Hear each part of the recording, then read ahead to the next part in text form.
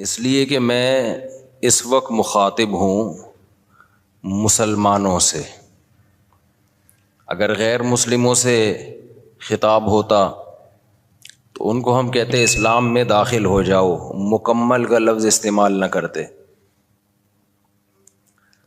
کیونکہ وہ تو مکمل باہر ہیں. لیکن ظاہر ہے جب مسلمانوں سے خطاب ہوگا تو ہم یوں کہیں گے کہ مکمل داخل ہو جاؤ، داخل تو پہلے سے ہوئے ہوئے ہیں. آج کل اسلام میں داخل کے بجائے نکالنے کا زیادہ ٹرینڈ چل پڑا ہے. ابن انشا ایک مزاحیہ گزرا ہے، اس نے اپنی کتاب میں لکھا کہ دائرے کی قسمیں، ہوتا ہے نا بچے جیومیٹری سیکھ رہے ہوتے ہیں، تو اس نے ان قسموں میں بتایا کہ ایک دائرہ اسلام کا دائرہ بھی ہے، اور اس میں کارٹون بنایا ہوا تھا ایک مولانا صاحب بیچ میں جو ڈنڈے سے لوگوں کو نکال رہے ہیں، اور بتایا کہ پہلے اس میں لوگوں کو داخل کیا جاتا تھا، آج کل اس سے لوگوں کو نکالا جا رہا ہے. کہتے نہیں یہ دائرہ اسلام سے خارج، یہ دائرہ اسلام سے خارج.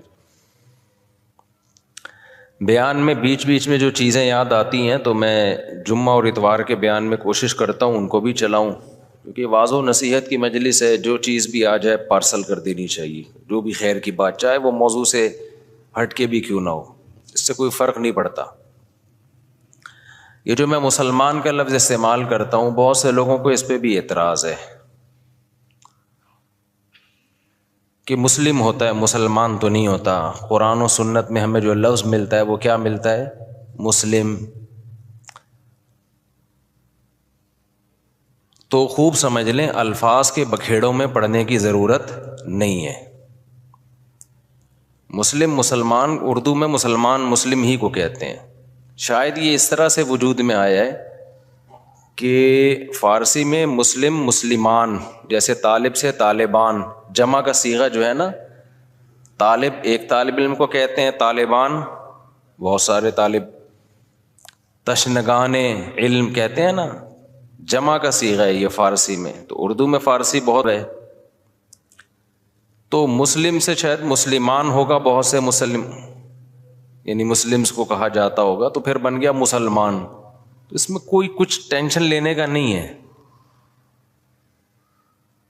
جیسے لفظ اللہ کو خدا کہہ دینے سے کوئی ٹینشن کی بات نہیں ہے، کوئی اتنے بڑا مسئلہ نہیں ہے.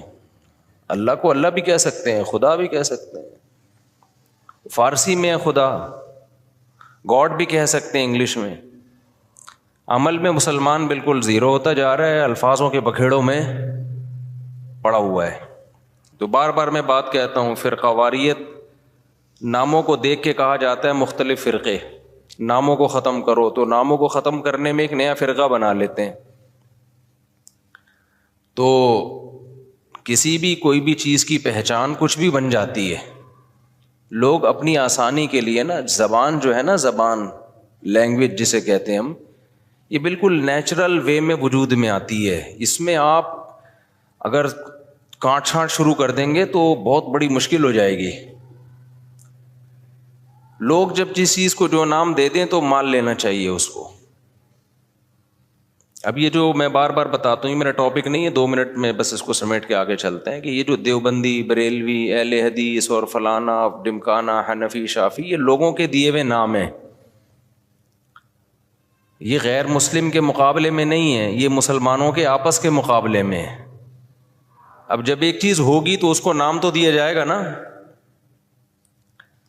مسلم کے مقابلے میں چاہے دیوبندی ہو، بریلوی ہو، شیعہ ہو، اہل حدیث ہو، جو بھی ہو، غیر مسلم کے مقابلے میں ہم سب کیا ہیں؟ مسلم ہیں. لیکن جب مسلمانوں میں مختلف مکتبہ فکر وجود میں آ گئے تو وہ ایک دوسرے سے فرق کیسے کریں گے؟ مسلم غیر مسلم سے کریں گے. اگر مسلم غیر مسلم سے کریں گے، اس کا مطلب آپ دوسرے کو غیر مسلم مان رہے ہو. تو جب مختلف مکاتب فکر وجود میں آ گئے تو ان کا ایک دوسرے سے فرق کرنے کے لیے اسلام کے علاوہ کوئی اور نام دینا پڑے گا. ایک آسان سی مثال دے دیتا ہوں. ہندوستان میں فرقے نہیں تھے تو کچھ لوگ تیجا چالیسواں کرتے تھے، کچھ تیجا چالیسواں نہیں کرتے تھے. اب لوگوں نے تو فرق کرنا ہے نا، تو لوگوں نے اپنی آسانی کے لیے نام دے دیا کہ یار جو نہیں کرتے ان کا تعلق زیادہ تر دیوبند کے مدرسے سے ہے، تو لوگوں نے ان کو ہائی لائٹ کر دیا کس نام سے؟ دیوبندی کے نام سے. یہ پبلک کا دیا ہوا نام ہے. اور جو تیجے 40 میں کرتے تھے وہ ایک مکتبہ فکر تھا، ان کے پاس ان کے اپنے دلائل تھے، ان سے چاہے ہم متفق ہوں یا نہ ہوں لیکن انہوں نے کچھ بنائے دلائل، ان کی رائے تھی. تو جب وہ لوگ بڑی تعداد میں آ گئے اور وہ ربیع الاول میں یہ سب کچھ کرنے لگے جو وہ کرتے ہیں، تو ایک مکتبہ فکر تھا تو لوگوں نے اس کا نام کیا کر دیا؟ کیونکہ ان کا تعلق زیادہ تر بریلی سے تھا تو لوگوں نے خود کیا کہنا شروع کر دیا؟ بھائی یہ بریلوی ہے. اب اگر آپ کہیں نہیں ہم سب مسلم ہیں تو اس کا مطلب یہ ہوا کہ جو تیجے 40 میں نہیں کر رہے وہ بریلویوں سے فرق کے لیے لوگ ان کو نام دے مسلم. اس کا مطلب خود بخود مان لیا کہ جو تیجے کر رہے ہیں وہ غیر مسلم ہیں. اس سے فرقہ واریت کم ہوگی یا بڑھے گی؟ وہ کہے گا یار ہمیں تم نے غیر مسلم بنا دیا. تو مسلمانوں کے آپس میں جب ڈفرینس ہوگا نا تو اس میں فرق کے لیے یہی نام دیے جائیں گے. اب جو لوگ کہتے ہیں میں نہ دیوبندی نہ بریلوی نہ اہل حدیث نہ فلانا نہ ڈمکانا، تو ہم ان سے کہتے ہیں پھر آپ کا نظریہ کیا ہے، آپ کی سوچ کیا ہے؟ تو جو آپ کی سوچ ہے تو وہ سوچ کے لوگ تو پہلے سے پائے جاتے ہیں، تو وہی تو ہو گیا. نام آپ نے وہ نہیں رکھا لیکن وہ سوچ آپ کی پائی جاتی ہے. اور جب آپ اپنے آپ کو کہیں گے مسلم مسلم مسلم، تو یہ غیر مسلم سے فرق کے لیے تو مسلم کہا جائے گا، لیکن آپس میں فرق کے لیے اگر مسلم کہہ رہے ہیں اٹ مینس دوسرا کیا ہے؟ آپ اس کو غیر مسلم مان رہے ہیں. اور آسان کر دیتا ہوں پھر یہ چلتا ہوں آگے. یہ بہت زیادہ فرقے آج کل یہ لفظ بہت زیادہ چلایا جا رہا ہے. اس کے نام پہ فرقے کم نہیں ہو رہے، بنائے جا رہے ہیں. فیکٹریاں لگا دی ہیں فرقے بنانے کی. اب بہت سے لوگ کہتے ہیں ہمارا کوئی فرقہ نہیں ہے، حالانکہ اسلام میں سب سے پہلے 2 بڑے فرقے وجود میں آئے ہیں. یہ تو بعد کے ہیں نا، کسی نے بریلویت کا نام دے دیا، نام بعد میں آئے ہیں. یہ جو سوچ تھی وہ تو بہتوں کی ہمیشہ سے رہی ہے. جو نظریے تھے سب سے پہلے جو وجود میں آئے، جو آج تک قائم ہیں ان کی بات کر رہا ہوں، وہ شیعہ اور سنی وجود میں آئے ہیں. شیعہ حضرات کا جو بیسک دعویٰ ہے پنجتن پاک، اہل بیت کو اور حضرت علی کو، دیگر اصحاب رسول پہ فضیلت دینا، ان کے اپنے اصول ہیں، وہ ان اصولوں پر عمل پیرا ہیں. وہ 2 نمازیں ہمیشہ اکٹھی پڑھتے ہیں. وہ 3 طلاق کو ایک بھی نہیں مانتے، کچھ ایک مانتے ہیں کچھ ایک بھی نہیں مانتے. حضرت عمر رضی اللہ تعالیٰ عنہ کے فیصلوں کو بالکل لفٹ نہیں کراتے، تبھی وہ متع کو بھی جائز سمجھتے ہیں. ان میں بڑے فرق تھے ان کے اندر اور سنیوں کے اندر. ان کا عقیدہ بھائی 11 امام ہے 12 امام ہے، وہ امام کو بھی بہت زیادہ امام کو درجہ دیتے ہیں وہ. تو جو یہ عقیدوں کے حامل نہیں تھے، جن کا یہ عقیدہ تھا نہیں بھائی قرآن حدیث اور صحابہ خلفائے راشدین کو بھی ویلیو دینی ہے، تمام صحابہ کو ماننا ہے، ہر نماز اپنے ٹائم پہ پڑھنی ہے. سفر میں تو اختلاف ہے اہل سنت والجماعت میں آپس میں، لیکن جب حضر میں ہوں گے تو ہر نماز اپنے ٹائم پہ ہوگی. متع حلال نہیں ہے، 3 طلاقیں 3 ہوتی ہیں. تو جن کا یہ کانسیپٹ تھا ان کو کیا کہا جانے لگا؟ اہل سنت والجماعت. حالانکہ آپ کہتے نہیں جی ہم فرقوں میں نہیں پڑھیں گے، یہ مسلم ہیں، تو اس کا مطلب آپ نے ان کو کیا مان لیا؟ غیر مسلم. اگلا قبول کر لیتا اس نعرے کو؟ وہ کہتا ہے بھائی ہم وہ تو کہہ رہے ہیں ہم تو مسلم ہیں. وہ تھوڑی آپ اس کو 100 دفعہ غیر مسلم کہیں، اگلا ایکسیپٹ کرنے کے لیے تیار نہیں ہے. تو علماء نے کیا کیا بھائی ٹینشن سے بچنے کے لیے کہ بھائی 2 مکاتب فکر ہیں، ایک کو اہل سنت والجماعت کہا جاتا ہے اور ایک کو شیعہ کہا جاتا ہے. پھر اہل سنت والجماعت کو شارٹ فارم میں سنی کہا جانے لگا. میں نے کہا نا زبان جو ہے وہ پرواہ نہیں کرتی ہے، زبان آٹومیٹیکلی وجود میں آتی ہے. لوگ جس چیز میں آسانی دیکھتے ہیں وہ اس کو خود وضع کرتے ہیں.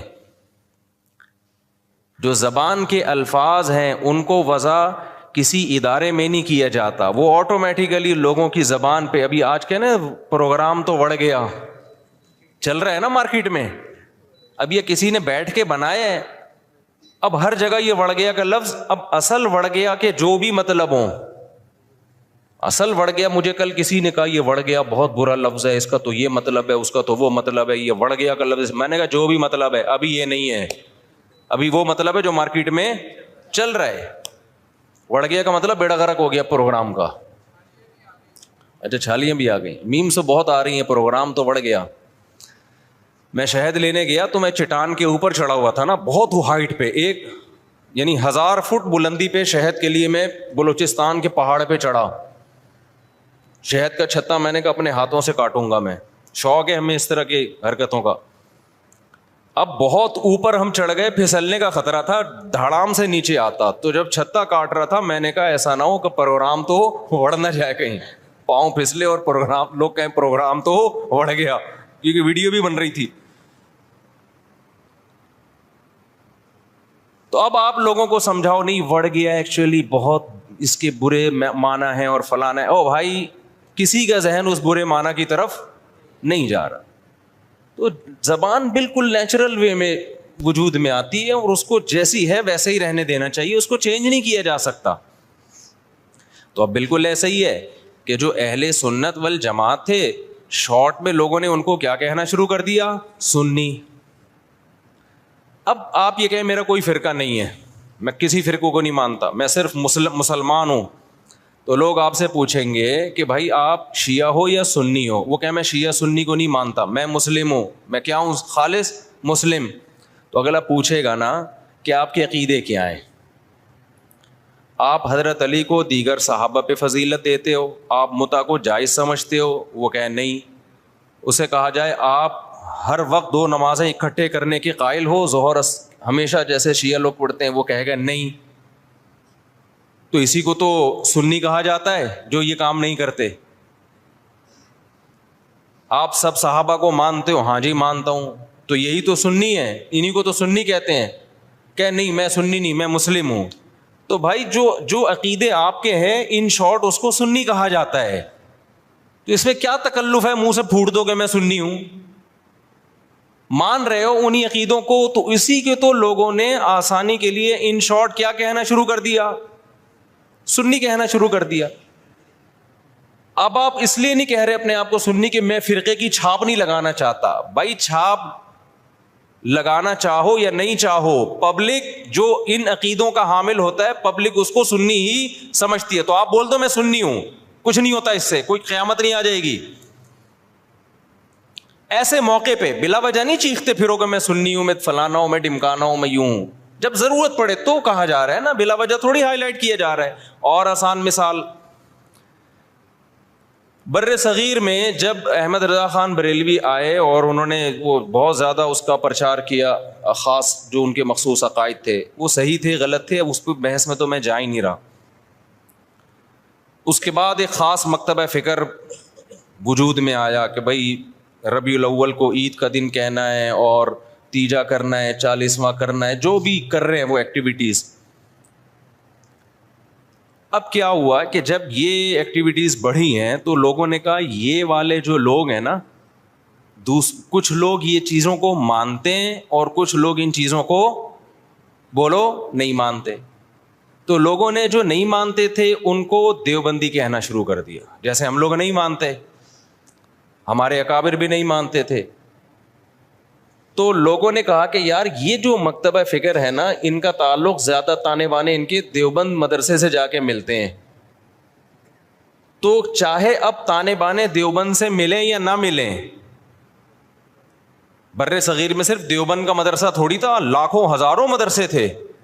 چاہے جس مدرسے سے بھی فارغ ہو, چاہے وہ دیوبند کا نہ بھی ہو, پبلک نے اس کو کیا کہنا ہے, دیوبندی. کیونکہ پبلک آسانی دیکھ رہی ہے نا, آسانی دیکھ رہی ہے, اس کی ڈیپ میں نہیں جاتی, زبان میں نہیں اتنی ڈیپ میں جایا جاتا. لوگ کہتے ہیں یار ان شارٹ بتاؤ کیا ہو تم. اور جو لوگ یہ کام کر رہے تھے ان کو پبلک نے کیا کہنا شروع کر دیا, بھائی بریلوی کہنا شروع کر دیا.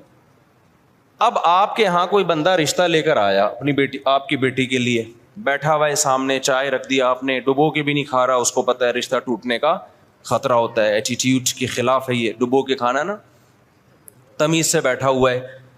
آپ لوگ کیا تھے کہ آپ تیجا بھی کرتے ہیں, 40واں بھی کرتے ہیں, عرس بھی مناتے ہیں, قوالیوں میں بھی جاتے ہیں. آپ کا ایک یہ سوچ ہے, آپ کو رشتہ اسی قسم کا چاہیے. میں سمجھا پا رہا ہوں, ادھر توجہ میری طرف. آپ کو رشتہ چاہیے اسی مزاج کا. تو آپ لڑکے سے ان شارٹ کیا پوچھو گے کہ آپ مسلم ہو یا غیر مسلم, یہ پوچھو گے؟ اگر آپ نے پوچھ لیا کہ بیٹا آپ ہمارا کوئی فرقہ نہیں ہے, ہم دیکھنا چاہتے ہیں آپ کی سوچ کیا ہے, ہم صرف مسلم ہیں, تو بیٹا آپ مسلم ہو یا غیر مسلم؟ وہ کیا کہے گا, میں کوئی ہندو عیسائی چمار لگ رہا ہوں آپ کو؟ وہ شرم نہیں آتی آپ کس طرح کے سوال پوچھ رہے ہیں مجھ سے؟ بولو نا کیا ہو گیا, یہی کہے گا نا وہ جواب میں کہیں دیکھو بیٹا ہم فرقوں کو تو مانتے نہیں, ہم تو یہ مانتے نہیں دیوبندی, بریلوی, اہل حدیث اور شیعہ سنی, بیٹا یہ سب چیزیں یہ تو منجن ہے, منجن. یہ کیا ہے؟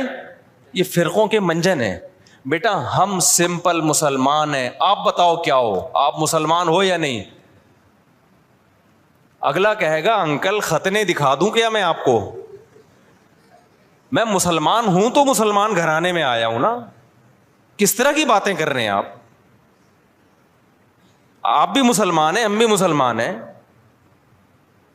تو اب آپ یہ بتائیں کہ مسلمانوں میں آپ کا مکتب فکر کیا ہے,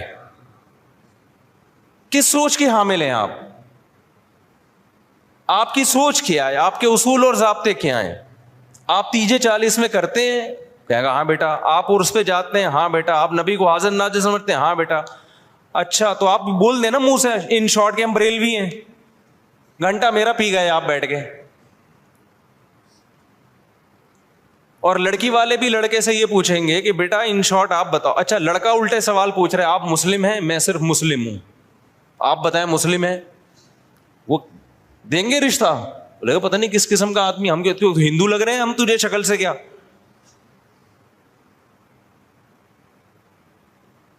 تو وہ بھی ان شارٹ پوچھیں گے بیٹا آپ دو بڑے مکتب فکر بر صغیر میں چل رہے ہیں, کچھ تیجے 40 کو مانتے ہیں, کچھ تیجے 40 کو نہیں مانتے. تو جو نہیں مانتے ان کو دیوبندی کہا جاتا ہے.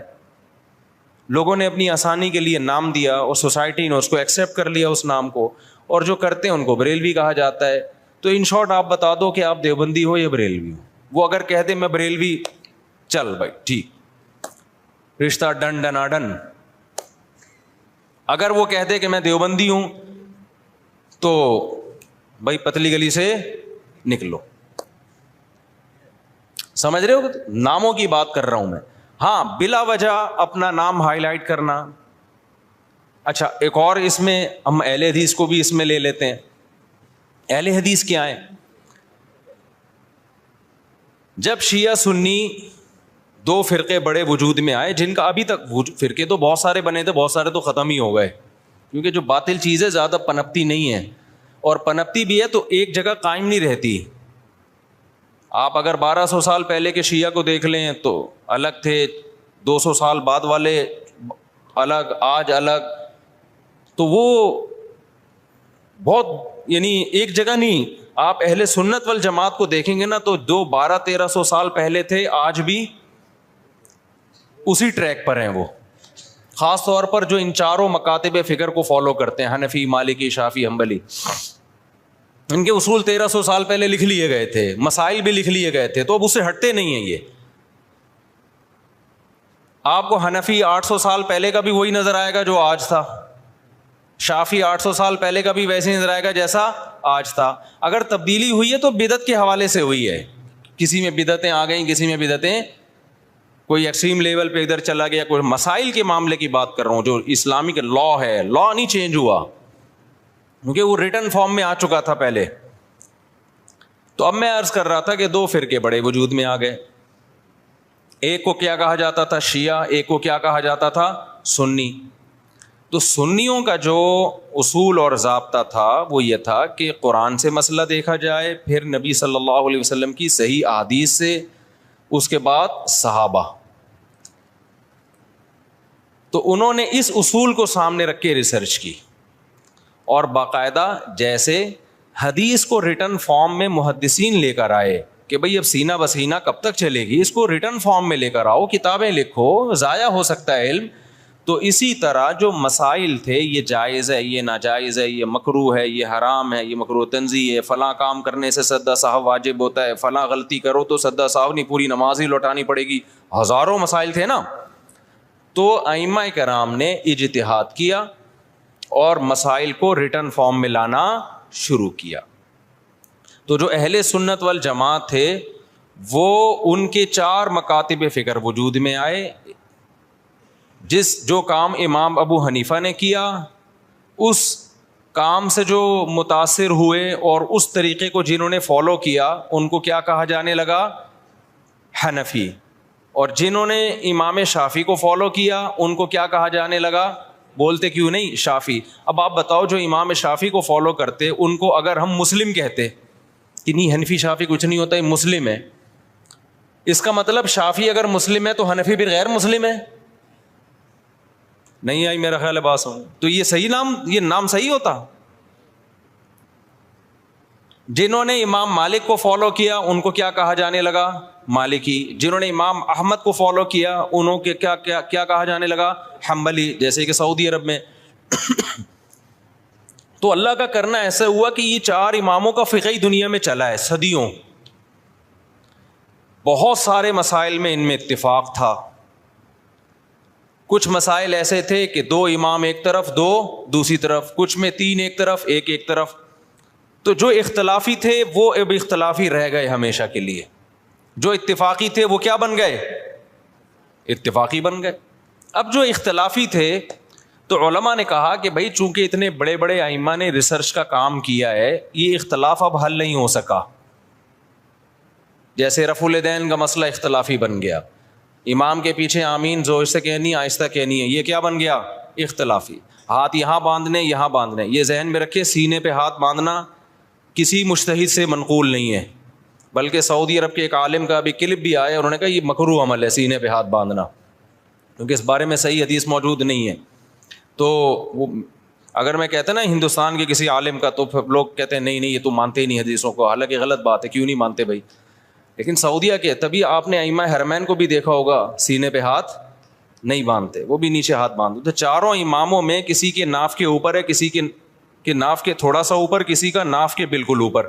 ایسا 4 میں سے کسی کی ریسرچ نہیں ہے کہ سینے پہ ہاتھ باندھے جائیں, یہاں یوں کر کے ہاتھ باندھے جائیں.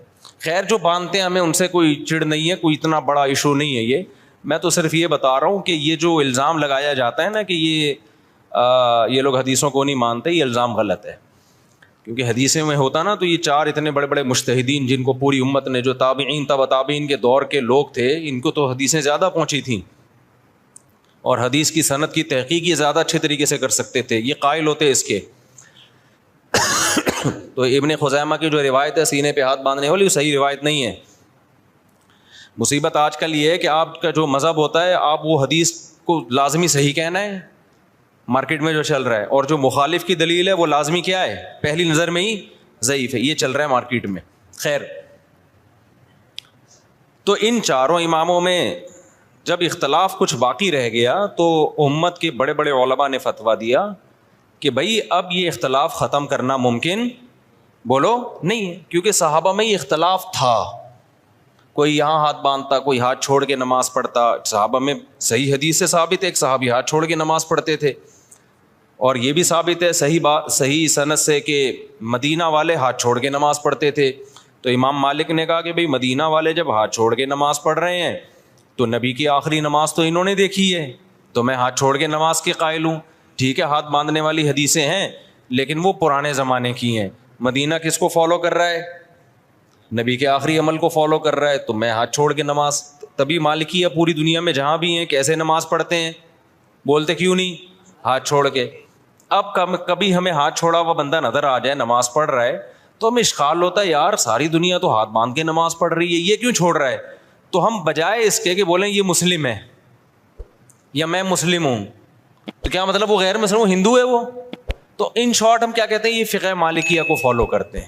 یہ کیا کرتے ہیں بھائی, یعنی مالکی ہیں یہ کیا مطلب؟ یہ امام مالک کی جو تحقیق ہے اس کو زیادہ اس پر اعتماد کرتے ہیں. حدیثوں میں تو سب کچھ ملے گا آپ کو.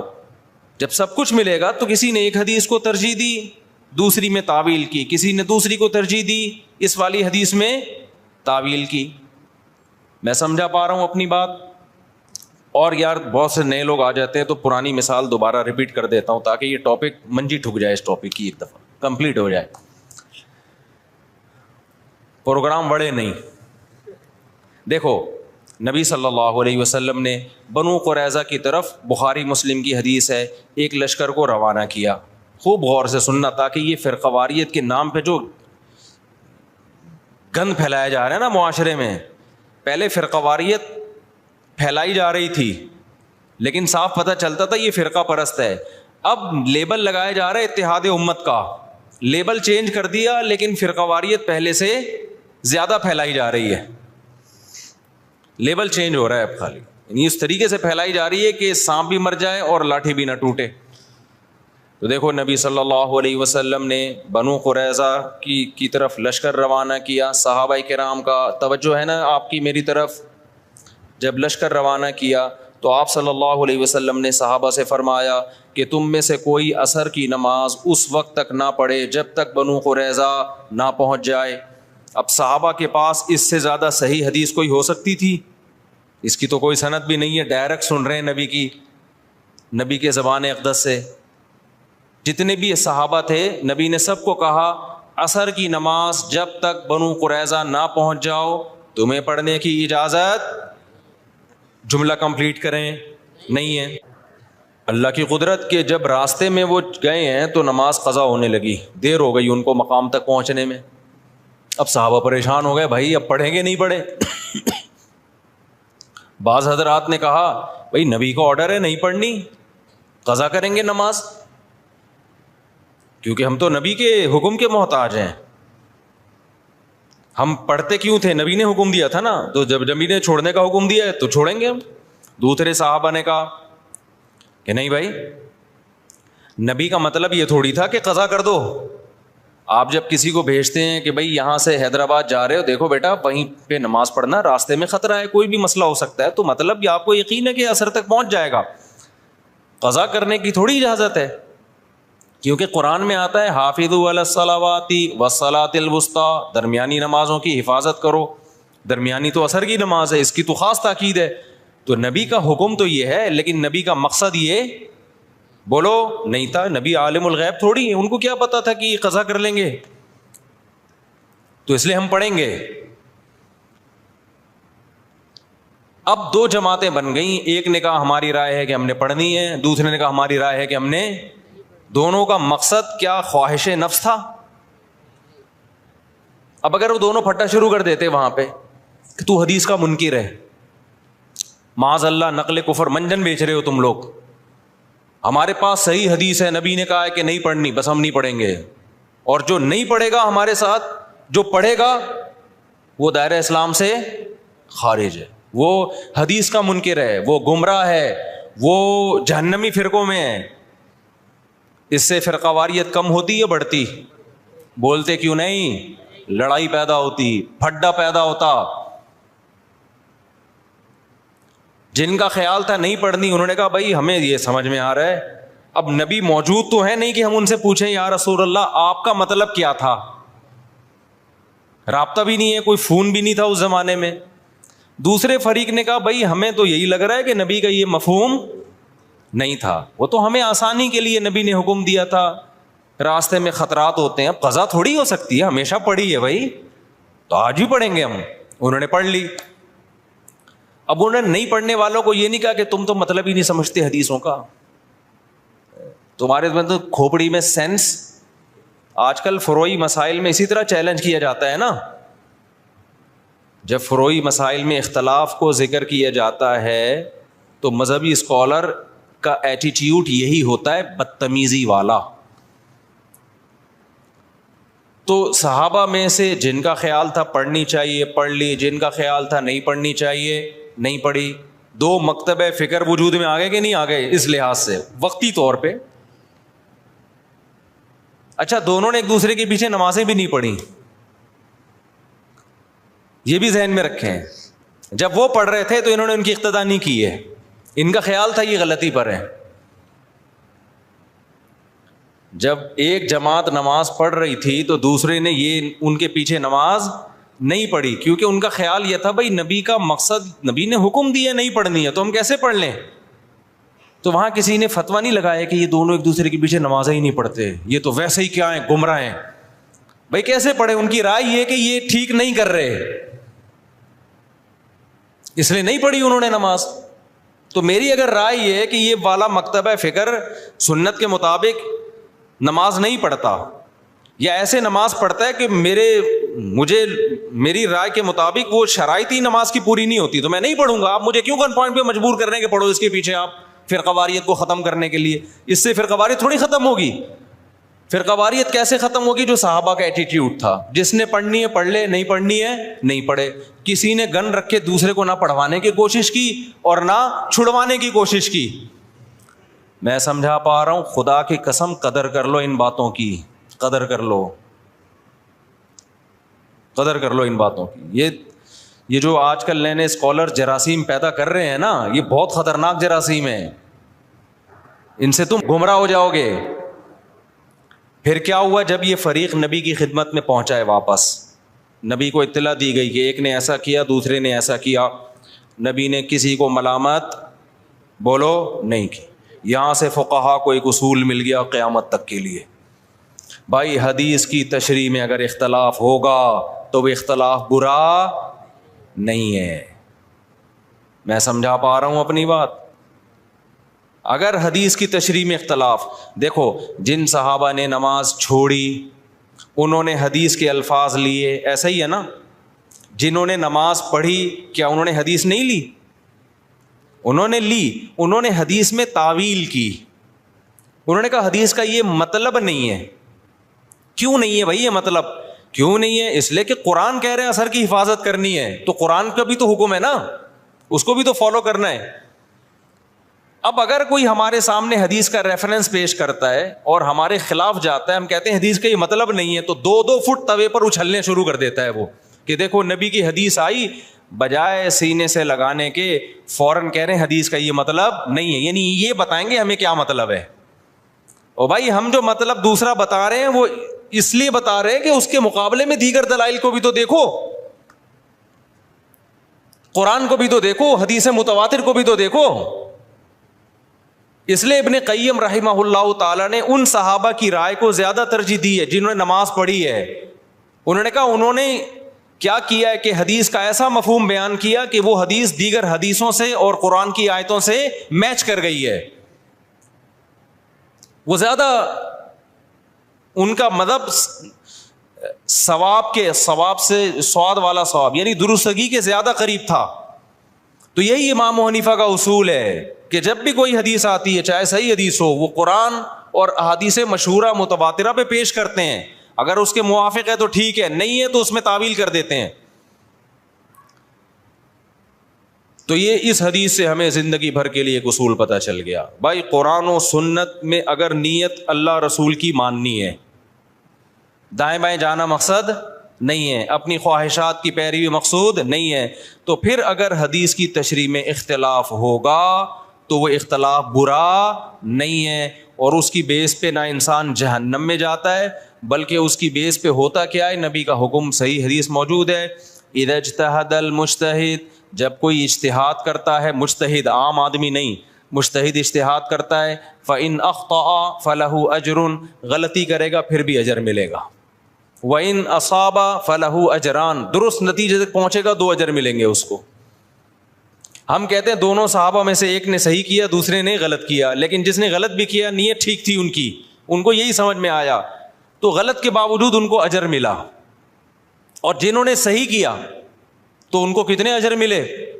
بولو 2 اجر ملے. لیکن اتنی بات ثابت ہو گئی کہ نہ انہوں نے ان پہ طعنہ تشنیع طنز کیا نہ انہوں نے ان پہ طنز کیا. اب ہوا یہ کہ چاروں اماموں نے جب اجتہاد کیا تو اس کے نتیجے میں بھی یہی ہوا ہے کہ بہت سے مسائل میں آپس میں کیا ہو گیا؟ اتفاق. مثال کے طور پر اس مسئلے میں اتفاق ہو گیا کہ حالت اقامت میں حضر میں 5 نمازیں اپنے ٹائم پہ پڑھی جائیں گی, 2 نمازیں اکٹھی نہیں کی جائیں گی. سفر میں 3 امام اس کے قائل ہوئے کہ 2 اکٹھی کی جائیں گی. امام صاحب نے کہا کی جائیں گی, مگر کس طریقے سے, قضا کر کے نہیں, بلکہ ظہر کو آپ عصر کے قریب لے کے جائیں گے, پھر پڑھیں گے, پھر عصر کو مقدم کریں گے. انہوں نے حدیثوں میں یہ مفہوم کیوں بیان کیا؟ وہی اصول تھا ان کا, بھائی پہلے کس پہ پیش کرو, قرآن پہ. تو قرآن تو ہر نماز سفر ہو یا حضر اپنے ٹائم پہ پڑھنے کا حکم دے رہا ہے آپ کو. تو انہوں نے کہا اس طریقے سے جمع کی جائیں گی. اب کیا ہوا, اسی طرح صدقہ فطر میں اختلاف ہوا. امام ابو حنیفہ نے کہا حدیث میں آتا ہے کہ آٹا دے دو کسی غریب کو, تو اگر کوئی پیسے دے دے تو بھی ٹھیک ہے, مقصد تو پورا ہو گیا. تینوں اماموں نے کہا نہیں بھائی مقصد نہیں, حدیث میں جب آٹا ہے تو ہم کیا دیں گے, آٹا ہی دیں گے. لہذا آپ نے سعودی عرب میں دیکھا ہوگا جب وہ عید کے دن فطرانہ دیتے ہیں تو آٹے کی تھیلیاں لے کر آتے ہیں عیدگاہ میں, دیکھا ہوگا نا جو لوگ سعودی عرب میں رہے ہیں. ہمارے یہاں ڈائریکٹ پیسے جمع کرا دیتے ہیں, ایسا ہی ہے کہ نہیں ہے؟